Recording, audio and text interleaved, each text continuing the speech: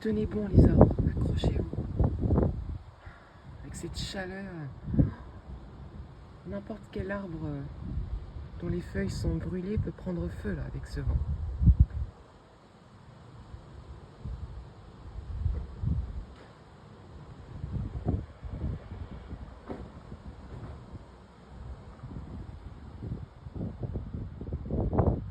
Waouh, waouh, waouh, waouh, waouh.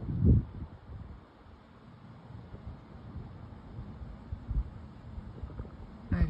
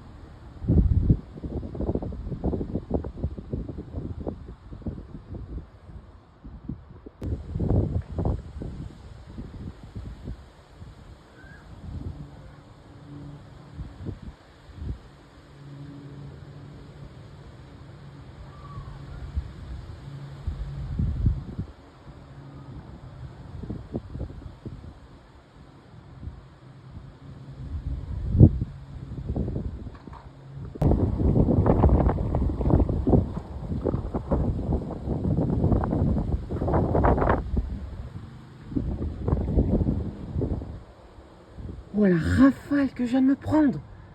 C'est un truc de ouf! C'est un truc de ouf!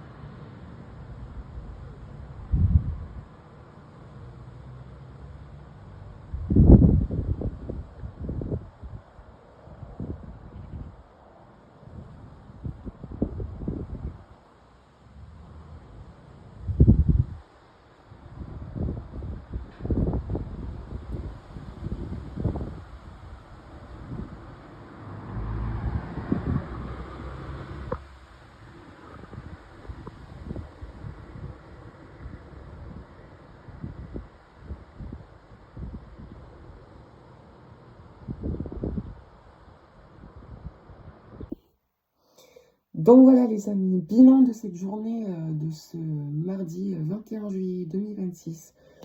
Donc voilà, une journée dominée déjà par des conditions très anticycloniques, un temps ensoleillé tout au long de la journée, très chaud avec des températures allant jusqu'à 33-35 degrés. Et ce vent de nord-est qui s'est montré finalement sensible à presque fort, hein, pour un vent de nord-est dans le contexte que je vais vous expliquer très brièvement dans quelques secondes. On peut considérer que c'est un vent presque fort. Ce vent, tout simplement dû à cette grosse cellule anticyclonique bien puissante à 1035-1040 hectopascales située sur les îles britanniques. Cette petite goutte froide qui est assez faible mais présente au large du Portugal sur l'Atlantique. Et donc, entre les deux, s'est établi un flux de nord-est, un flux continental assez fluide, voilà, avec un léger resserrement isobarique, ce qui a permis de renforcer le gradient de pression et donc générer ces rafales, ce vent de nord-est qui sont très sensibles, et particulièrement aujourd'hui. Pourquoi? Parce que tout simplement, les conditions étaient réunies, puisque le ciel était tout simplement complètement dégagé, le ciel était bleu, était pur, l'air était très sec, étant comme c'est un air continental, et donc avec le réchauffement diurne qui a pu être finalement très efficace, le rayonnement diurne, le phénomène d'homogénéisation de l'atmosphère a pu se faire, et donc les rafales ont localement été sensibles. On relève une pointe à 55 km/h en plein sur le centre-ouest, à l'intérieur des terres notamment, et des pointes chez moi entre 40 à 45, même si localement, je pense qu'au vu des rafales que vous avez pu voir dans cette vidéo, on a approché les 50 km/h. Après, c'est une valeur brute donnée par la station qui enregistre les rafales en direct de Météo-Ciel du modèle Arome. Donc, voilà, il y a peut-être eu plus localement. C'est grosso modo, on était sur du 40-45 km/h, ce qui reste du très sensible et même assez fort. Et ensuite, ces incendies qui ont eu lieu en Gironde, voilà. J'ai vu les images sur Instagram qui sont passées même aux infos. C'est vraiment désolant. Le premier a eu lieu en raison d'un...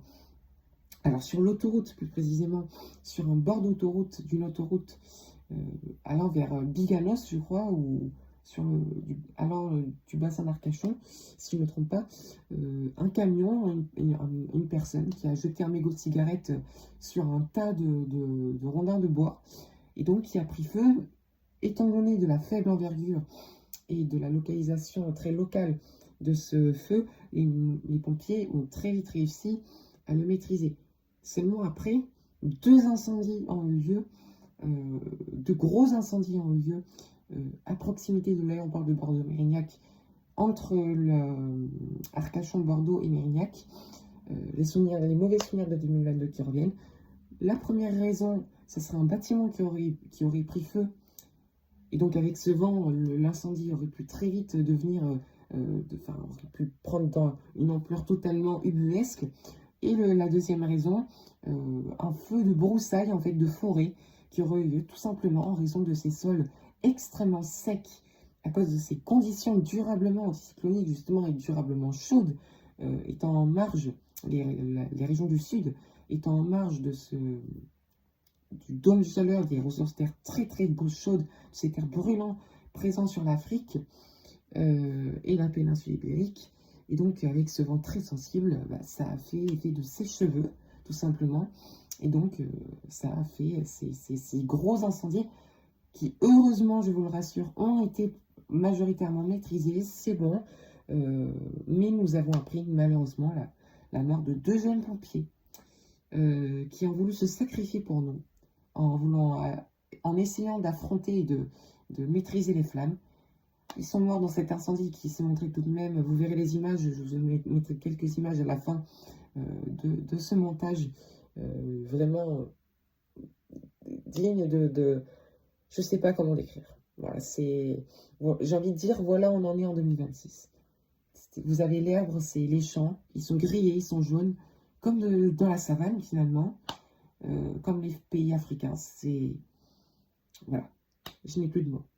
Je me sens dépassée par ce qui se passe. Et je suis rentrée dans l'optique, en fait, enfin, moi, dans ma tête, je me dis que maintenant, on ne cherche plus à comprendre, en fait.